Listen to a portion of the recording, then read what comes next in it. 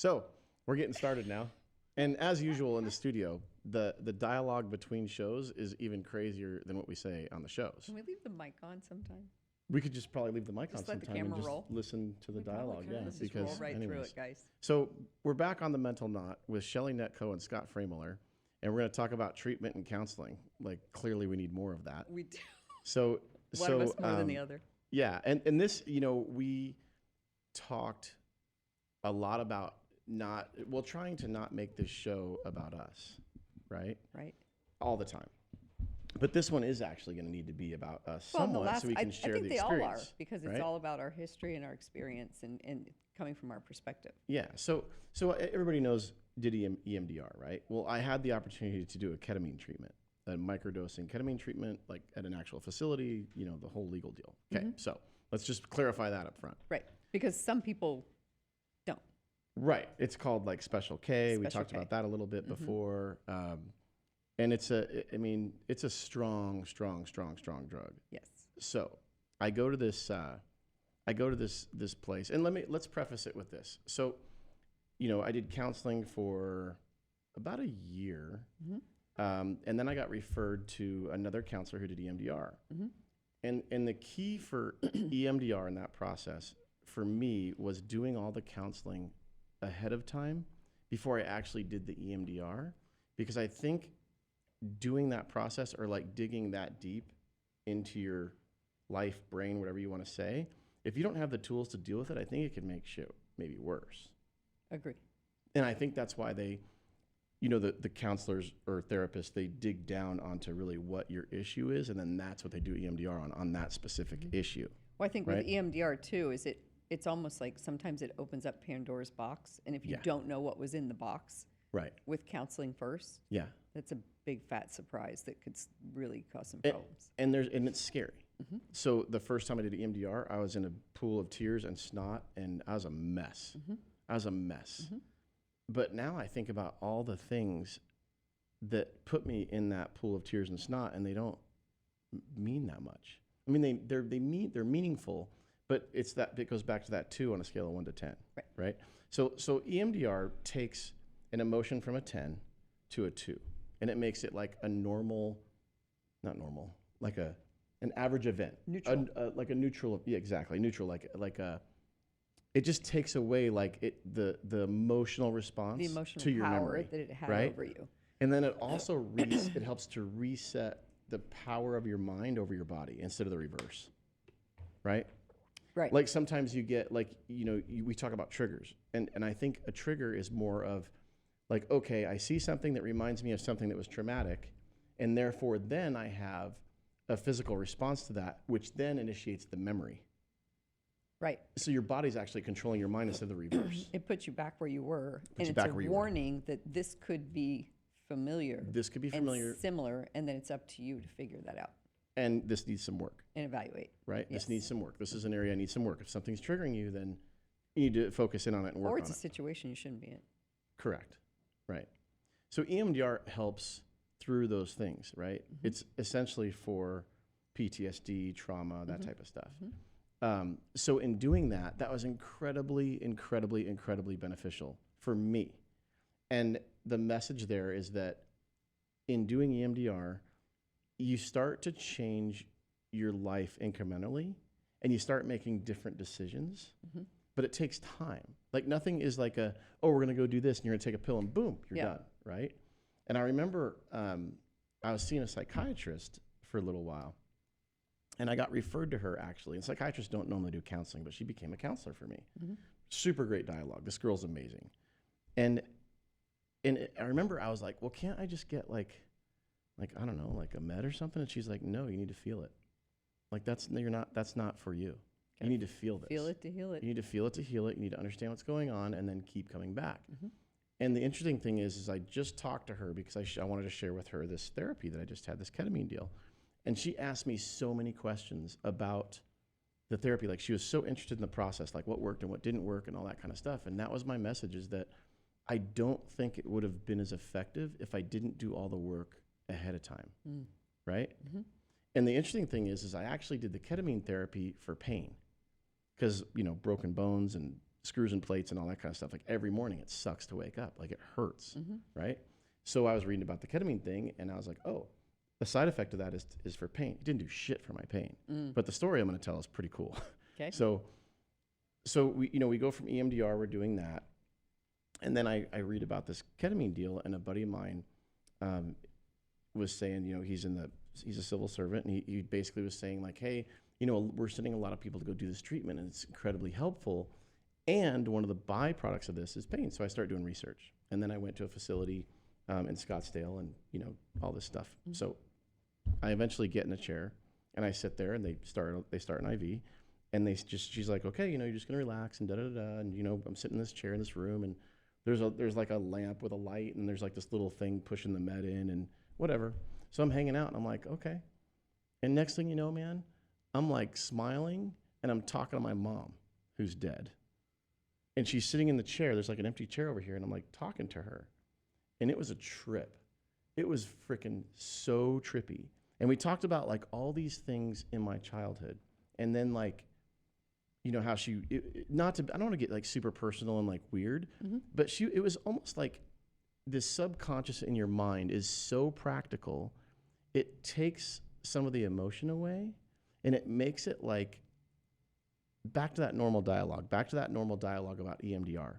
And it was interesting because after I talked to my mom, I used to have this dream when I was in the fire department, and there were all these people that died, like this big long table of them.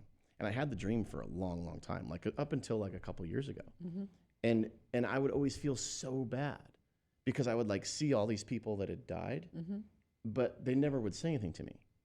So now I'm back in that same spot, and all these people are talking to me.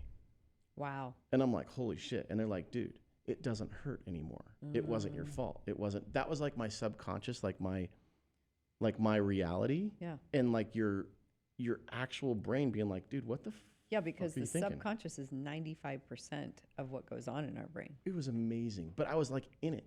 I was in my brain. Wow. I was there in my brain. Wow. Right? So it was me in there. It wasn't like a dream. It wasn't like a vision or like, when you have a dream, you're not like, you're kind of in it, but you're not really. I was like sitting in my brain. It was fucking cool. Wow. So I'm having this conversation with all these people, and I know it's not real. And I'm talking to myself. I'm like, it's not real, but it's real, right? Because it's in my brain. Like it actually happened. These are people that actually existed. And back to when I did EMDR, I could remember the places, the times, the patient names, everything that happened to me in complete detail. Did that happen like that for you? With like it EMDR? created the details. Yeah. Very detailed. Very detailed, right? Very detailed. So ketamine did that even more so, but actually like puts you inside your brain to almost kind of clean it up. Wow. And I'm thinking the whole time, I'm like, dude, I'm here for pain. Like, what the fuck? Why are these people bothering me? Right? Because it was emotional pain. It was emotional, right? But so I'm sitting in there and I'm going through this stuff, and I'm like, wow, this is really amazing, right? Yeah. And the whole time, I thought I was smiling, which I was, because it was like this cool dialogue, right? Yeah. And the nurse kept checking on me, and when I was done, she's like, dude, you smiled the whole time. She was like, I've never seen anybody do that before. And I was like, it was really cool. Like, that was super fun. Wow. So I went through that, and then the next phase was this phase of, it was almost like if you could picture your brain as being like say your garage or like a storage unit. That would kinda. be very sad. Well, so storage units, like, Okay. right? And you have stuff in your storage unit, or you're moving or something. Sure. And there's certain things when you move that you just don't want anymore, so you throw them away. Yeah. Right? So I was sitting there going through the things in my brain, the inventory in my brain, and I was like, nope. Wow. Nope, not doing Love that. And I was like erasing it. Love that. And then it was like, as I would erase those things, I'd be like, it was almost like another part of my brain telling me that everything's cool and that everything's okay and that everything's going to be great and you can make change and you can be whoever you want. And like all these very positive, uplifting things, right? Yeah. And this is a microdose of this stuff. So who knows what happens when like you do like, I don't know, whatever. So I'm going through this and I'm like, wow, this is so amazing.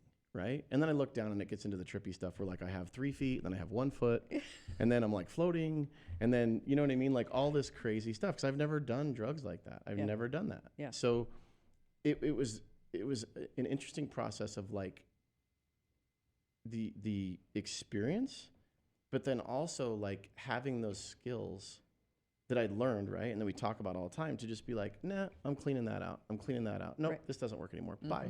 Bye. And then the next phase was, okay, you know how we always say you can pick dark and light. Well, you're Yes. actually there picking dark and light. I was like in my head picking dark and light. Wow. And I would see like color, and I would see, you know, yellows and oranges and purples. And then like this kind of cloud of black started coming in. And I was like, no, we're not doing that. I'm not doing black. There's no black. There's no negative. I don't want to choose negative. I'm not choosing that anymore. I love it. And then the black turned into like this film, like movie film, right? And I made my own movie. I just made my own movie, like my life. I'm like, here's what I want. Here's what I'm doing. This is my deal. And I just made this movie, right? It was freaking amazing. Wow. It was a trip. And, you know, I think I talked to you a little bit after Yeah, it. you did. So I actually called a physician friend after it too. And she's like, listen, before you go in there, I want to hear about it. Because I'd called her and asked, like, hey, is this safe? Is this like, Sure. you know, any side effects or whatever? And Yeah. she's like, some people can have a really, really bad experience. And I was thinking that, Wasn't that like anything though? Drinking, you know, drugs, whatever it is. think It's your so. mindset when you go into it. And if you're in an angry place, then Yeah. you're going to have a bad experience. or like if you didn't do the work, like if you just think you're going to go do this drug, because it is, Yep. to fix your stuff, that's not going to work. Or popping a Right? pill, you Or know. popping pills, it doesn't work. Like what worked was, or what was really fascinating to me, and I honestly don't think, and we'll be totally completely honest, and you can give me your opinion, but you've known me from, you know, going through a lot of stuff. Like you knew me when I finished EMDR, and that was a process and a change, right? But it was also like now I don't have trauma. Like I don't have anything that's bothering me. Right. You know what I'm saying? Like I don't have that like back in my mind stuff anymore. So this was like almost like just throwing the boxes away, Yeah, sort of. that's cool. But I didn't even know they were there. Yeah. You know what I'm saying? Of course. So like it's all bundled up and packaged and put away like it's in storage. Like who cares, whatever. Sure. But you don't need to store it. So you're just like, meh. Yeah. It was amazing. I love it. It was freaking amazing. So I was telling, Have you done it once, twice? I just did it one time. Okay. I don't think I really, I don't know. They say you go from like 1 to 6 times and they're close together and the ketamine therapy doesn't last a long time. And I think, at least in my experience, I think that has to do with the work that you did prior to when you went in there, right? Like if you actually do the work and then go in there for that treatment, I think it's way, way more effective. And I think that's why they say from 1 to 6, right? But I don't think deleting things in your mind is healthy. I think processing them and then throwing them away is healthy, right? So then because you can't learn if you just delete, Right. right? Right. Like somebody sends you a shitty email and you just delete it without reading it. Well, you didn't learn anything from it. But it could be that you wouldn't have had that experience had you not gone through the processing and the counseling and the therapy and everything, because you wouldn't have had that new perspective. So you gained a new perspective first. Right. And that's why you were at a place where it was boxed up, right? Yeah, it was a trip. Yeah. It was such a trip. And so here's the fascinating thing about this. So the place where I did it was a place where I was on a call and someone was killed in the front of that building Wow. that I was in. And the lady that was starting the line on me said, hey, did you hear about what happened here a long time ago? And I was like, oh no, tell me, right? And she started telling me the story and I'm like, that's right. She goes, how do you know? I go, because I was there. It was the craziest thing ever, right? So when I was done, she's like, God, I was so worried you might have like a really negative experience. And I was like, no, it was like super positive because I'd already dealt with all those things. Sure. In So when we EMDR. talked about that story, it was like a story. It was a memory of whatever, right? So here's the cool thing. So I'm kind of done. And like, right, like you titrate up and it's therapeutic and you're good. And then you kind of start titrating down and you start waking up, right? So I start waking up and she's like, hey, get up really slow, like take your time. I'm like, yeah, whatever, I'm good. And I'm like, dude, that was so cool. And I'm like, bloop, bloop, talking away, right? So I stand up and then I start remembering, I was like, oh my God, I thought I was part of a picture. Like I thought I was actually in like a canvas picture. Wow. And then I was like, holy shit, like I'm actually alive. Like it's actually me, it's not my brain. Wow. It was such a trip. That's crazy. Like literally a trip. Like when people say, I had no idea, right? Wow. And I'm not I'm not encouraging the recreational piece of this, but Of I am course. encouraging the therapeutic piece of it Yeah, because I did recreationally, it it's very dangerous. and it's therapeutic. Period. End of story. Right? Especially for someone like me who's never done that before. Like I had no idea what I was getting into. Right? So what's the end game if you would go back? Let's say you go back for 4 or 5 more. What happened? Do you know what to expect with each one? Well, they told me like you should expect like an out of body experience. Okay. Right? And I don't know exactly the definition of that, but I think I had it because I was in my brain. I wasn't in my body. Right? And that's when it becomes therapeutic. That's when like you have the power, I don't know, to make change, I guess. That's funny. I've had out of body experiences without doing that. Right. Me too. Well, I think people talk about microdosing mushrooms is Yes. the same effect. I actually called a guy who's a recovering drug addict who I met in rehab, and I was like, dude, here's what I did, and here's the experience I had. And he's like, oh yeah, you were in the K room or something. And I was like, oh. And he's like, yeah, that's where like you're cleaning up shit in your mind and your head and whatever. And this dude's like super positive. Wow. And he's sober. Yeah. And he said, you know what's funny? He said, when I was getting into sobriety and getting sober from drugs and alcohol, he said, one of the counselors actually told me, they're like, the ketamine actually helped you. I'm not trying to promote that, but No, she I said understand. that process of doing so, that can actually help you, which is how people started, testing out like microdosing mushrooms and ketamine and all that Sure. kind of stuff. But it was incredibly powerful. So I get up and the lady's like, oh, you should have some ice cream, because I love ice cream. And I don't know if I was saying I want ice cream or like, I don't know, but I love ice cream, right? Sure. So you can't drive when you're done. So Amy, my assistant, Amy, she comes and gets me, and I get in the car, and I'm like, dude, let's go get ice cream. She's like, okay. So we drive across the street, and there's a Dairy Queen there, and it's the Dairy Queen my sister used to take me to when I was a kid, and I couldn't drive, and we got like, I used to get Mr. Misties, right, and Frosties or whatever they called, not Frosties, Blizzards. Blizzards. So I got this Blizzard, dude. I was in fucking heaven. I was like half ripped, hanging out in my car, eating my Blizzard, like, fuck yeah. And I'm telling Amy, like, all these stories, right? Oh, my God. So we're right down the street from my high school, where I went to high school. Yeah. And I'm like, dude, want to see where I went to high school? And I'm like, eat my ice cream. And I'm like, that's where I used to go to high school. And da-da-da, the roof went like this. And I'm telling her all this shit. And then we drove by the first fire station I ever worked at. And then we drove by the house I lived in. And I can tell a story now because I don't give a fuck. But so I moved out of my house, right? And I'm telling her all this shit that I forgot. And this is like funny Wait, stuff. is this the house when you were 17? Yeah. So it's Right this, after your dad and the gun? yes. Yeah. So, but I remembered the funny shit, right? Good. So I'm in this house, and there's a cop, a fireman, me as a fireman, and then this girl, who I don't even remember her name, but she had this like one eye, and it was kind of like half open. That's all I remember. And then we had this Elvis couch. We had this purple couch. So I'm sleeping one day after this long shift, right? And my buddy comes in with my other buddy on the truck, and I hear the air brake on the fire truck. They're on the fire truck, and I hear this, psh, right? Yeah. And I'm like, huh. And then I hear this, boom. I'm like, what the fuck? And they shot the Elvis couch because they didn't like it. Oh, my God. They were on duty, and they came in and shot the Elvis couch, and they were smoking weed. I'm like, this is fucking cool, right? Okay. So anyway, so we drive by that, and she's looking at me like, you're fucking crazy. And I'm like, dude, it was amazing. It was so funny, and like, da-da-da-da, you know? And then we go by my grammar school, and then we go by like a couple buddies of mine houses, and then we went by Jimmy Llewellyn's house. Oh, whatever. He passed, remember, right? yeah. And we drove by that house, and all those memories weren't so, like, nothing was hurtful. It was more emotional. It was like, emotional it was sobriety. fun, and it was like back to my childhood. Yeah. And then we drove by the headquarters for the fire and police department, for that city. And it was just like, meh. It was kind of one of those things where I was like, okay, that was kind of where I started realizing too, that what you did isn't your identity. That's what you did. Yeah. That's not who you are.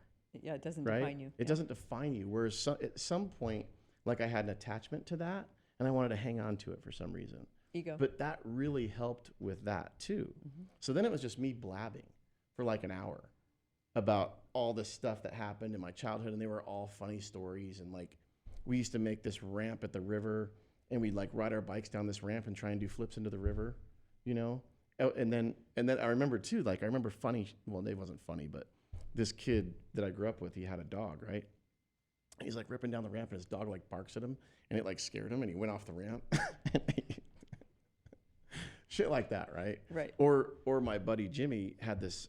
He had this Blazer, and it had this big giant bumper on it, right? And we painted no kooks on the bumper. It said no kooks. Oh my gosh. It was this big old Blazer, and then we cut the roof off because we thought it'd be cool to have a convertible. Of course. And then we take it to the river where we used to make this ramp thing, and it gets stuck in the mud and catches on fire. And we jump out of the truck because it's on fire. We get stuck in the mud, and we're like, shit. So we're like throwing mud on the fire, you know? So, and I was telling her all these stories. Like, this is my life, right? Like, it's always been like that. It's always been an adventure. Yes. And I was laughing so hard. And the point of all these stories is like, it puts those almost back at the forefront, right? Yes. So then I go see Heidi, and I'm like, dude, listen to this.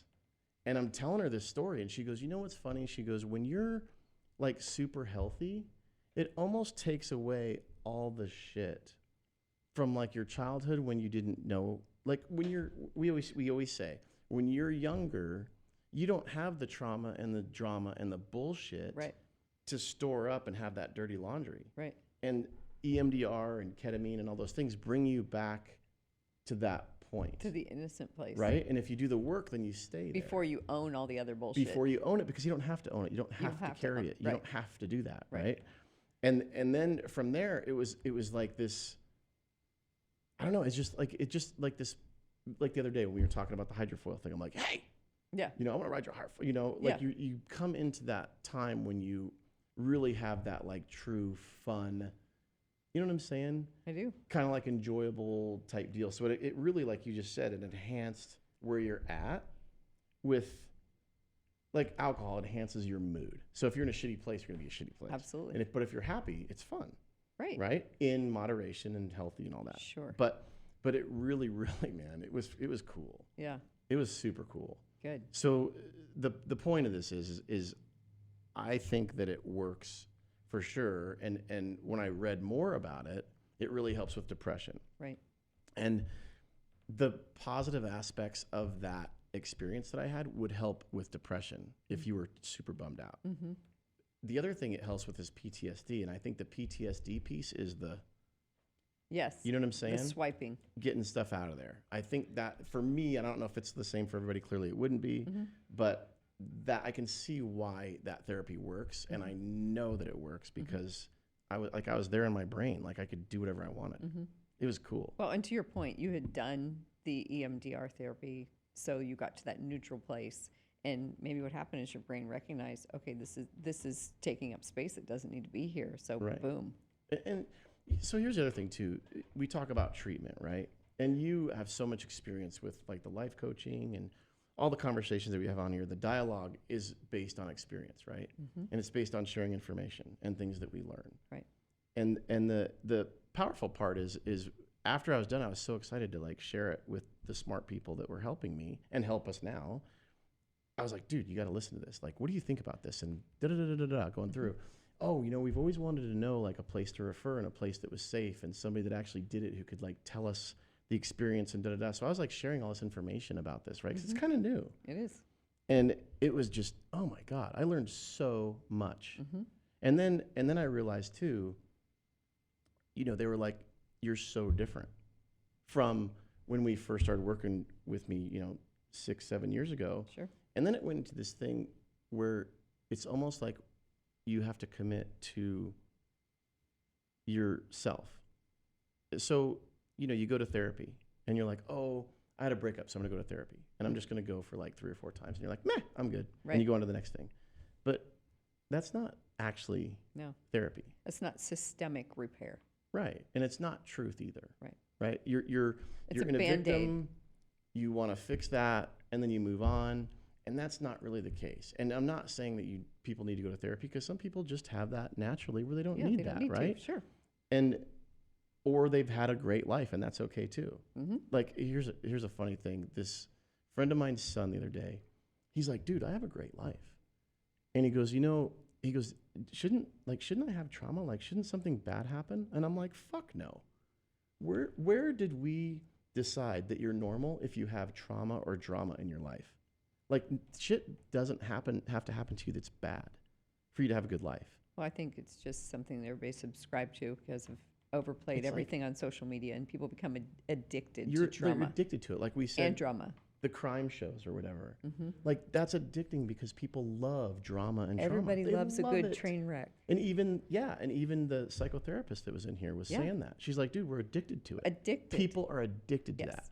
But it doesn't have to be that way. Like you choose it. So don't fucking choose it. Right? Well, first recognize it. So what happens is people see it and they're like, oh, that looks like home. That Right. looks normal. I better go over there. Right. And then they Right. jump on it, adopt it, hug it, take Yeah. it home, feed it, water it, whatever they're going to do. So it's so fascinating, Yeah. right? So back to this story.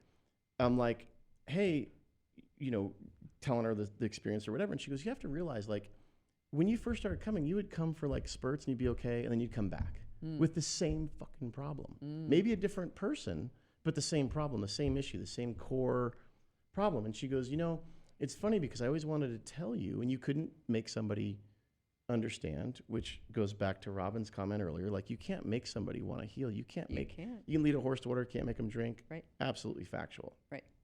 She goes, but then you started coming every week. And then you started coming every week consistently. And then that's when I referred meant more you. at that point. Right. And then that's when I referred you to your next step, which was the EMDR step, because you'd done the work and committed, right?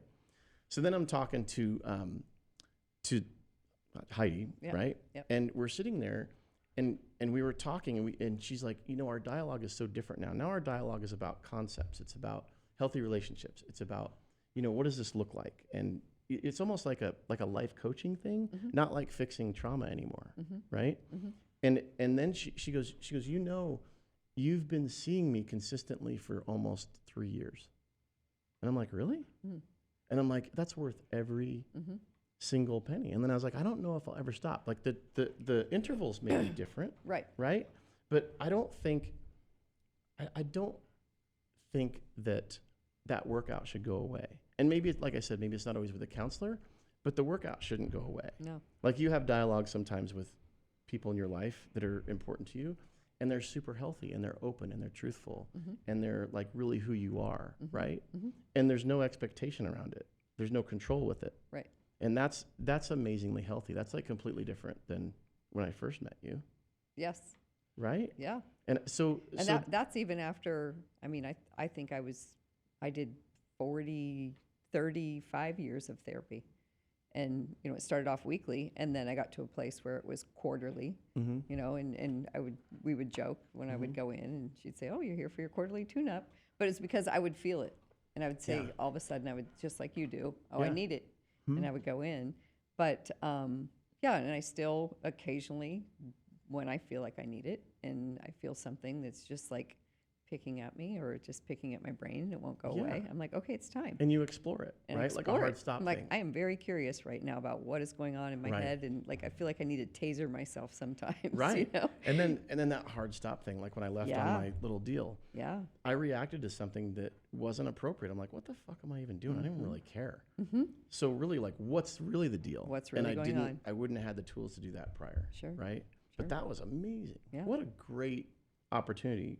Super grateful to have the opportunity, but then also like the opportunity to explore, you know what I mean? And be alone and face your fears and do all that stuff. Sure. Right. and it, you've done that also, but it's so amazing, like to be able to do that. Absolutely. And, I don't know. It's mind boggling, like the process of that. And then I was talking, so the girl the show prior to this one, I don't give a fuck, right? The show we just did. The girl that called me from the dating app this morning. Yeah. That was one of the things we talked about. I was like, dude, I thought I did the work. Yeah. But not doing.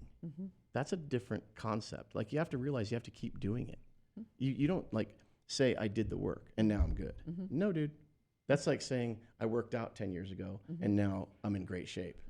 No, it doesn't work that way. Sure. It's a continuous process and a progression, and I don't want to say it is a progression. Sure it is. But you have to continue to give the effort, whether it's in a relationship or having friends like you, and even coming in here, like we have a dialogue when we come in here, and it's healthy. Well, and circumstances change too. Circumstances change, you evolve, you're exposed to new people, new things every day. Yeah. And as that happens, of course, you want to go and continue to gain new perspective and understand just how to integrate everything. It's just so powerful. So the treatment and the counseling is, yes, with a professional for sure, but it's also with people in your life, right? Like the people in my life don't judge, right? The people in my life they're not takers. The people in my life are, philanthropic, they're grateful, most of them have healthy relationships, things go awry, right? And then that's the only other thing too, is like, shit's not always going to be 100. Right. Like it's okay if you have a Not day possible. when shit's 50. And you know what? If people care about you, they're going to hang. They're going to be like, bro, you had a, 50% day today. What's up? Right. Like, what's going on? How can we help you? But then also, being real, like you learn to be real. Like, this is really me and this is really where I'm at. And sometimes when people say like, oh, you're pushing people away that you don't want around. Like your senses or your, what do you call it? Like your intuition is like, dude, something's not right here. So I'm going to push them away. And then they're like, oh, you're pushing me away. And you're like, yeah, but there's a reason. And you build that confidence, right? Like you build that awareness and that confidence to be able to do that. But sometimes we push people away for other reasons. Yeah. And, because of our own fear of what could be on the other side of it, which is good. Because you wouldn't be used to it. Okay. Explore that. Discomfort. And is that a personal thing or? No, I mean, that's what people do in relationships often. Yeah, I think so. Yeah. Because you're scared of it to be super good. Yeah. And I think, honestly, that's part of why. Or they're afraid of repeating a past mistake. Yeah. Or, yeah. Yeah. Or like, you start having a relationship with yourself and then you realize like, hey, this is super fun. Right. And I don't want to mess it up. Right. So there's the other side of this coin where actually I think sometimes about, okay, I'm dating, I'm having fun, and I'm single. Well, I don't want to create a habit of, oh, there's going to be like the next best thing next week or 2 weeks from now. Sure. Right. I don't want to be in that world either. Sure. So you got to manage that and actually like be self-aware of what you're really doing. And the self-awareness is like, okay, I have all these new tools and I have this new awareness and I have this truth now. So why not use it? Yeah, it's just constantly checking in with yourself. Yeah. Constantly checking in. Yeah. Yeah. And then, I caught myself, I told you the story, in a situation where I had somebody who was like starting to get really interested and I'm like, no, I can't like lead them on. I needed to be truthful. Right? Like the red flags aren't always for other people, they're for yourself too. Sure. Right? And you have to be able to spot your own red flags. Right. Yeah. And again, like I'm by no means perfect, but I'm human. Yeah. And I'm self-aware. And when I do mess up, I can reflect on it and be like, okay, what was that really about? Right. Do you get angry? Yeah, you still get angry. Absolutely. And you respond to situations more appropriately, not always appropriate, but more appropriately. Right. And healthy, I think, is being self-aware. It's not, oh, I'm healthy and I'm better. That's not what it means. It means being self-aware. Yeah. We're never done. Yeah. And we're always going to grow. Right. And then people cross your path for a reason. And it's, depending on how you look at it, sometimes it's bad and a learning experience, but bad isn't always bad. It's, again, your perspective of it, right? Like a bad experience could be a great experience too. Right. So I don't know. It was really interesting as I learned and I, shared that experience and the ketamine deal and all that, and it makes me curious about, well, what else is out there that we don't know about that could actually like help, right? And then there's a lot of modalities. Yeah. And you listen to, Abraham Hicks and you listen to Joe Dispenza and all these great people that are super smart, right? And this isn't an ass-kissing thing. This is a fact thing. Right. They put shit on the internet that's free. Right. That you can listen to and like absolutely 1,000% help your perspective and your entire life if you listen to it. So my ex-wife called me the other day and I could tell like she had stuff going on and I sent her this thing from Joe Dispenza, right? And I got no response, none. And then Nate's working now. So I sent her Nate's first paycheck and she's like, whoa, that was so amazing. Like, that's so bitchin'.